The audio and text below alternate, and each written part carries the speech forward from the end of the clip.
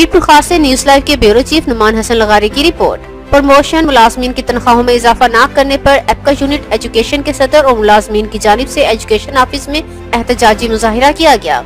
मुजाहिरीन की जानिब से मुतालबात की मंजूरी तक एहतजाज जारी रखने का ऐलान। कि हमारे जो हुकूक हैं उन पर हमने बात करनी होती है।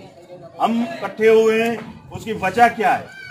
जैसा कि नोटिफिकेशन के लिए हमारे जो है सूबाई असेंबली के मेंबर पाकिस्तान पीपल्स पार्टी के कोई अपना सोलंकी साहब है, शायद या सोलंकी है या दूसरे कोई है एमपी है, उन्होंने मूवमेंट की है।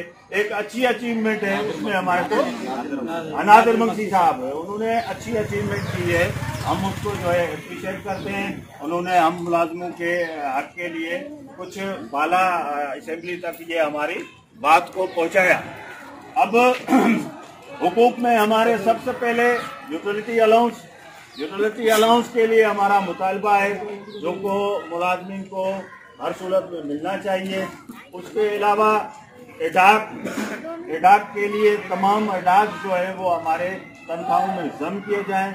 और तीसरा ये है कि हमारी जो तनख्वाह है महंगाई के तनासब से आज आप देखो महंगाई कितनी है।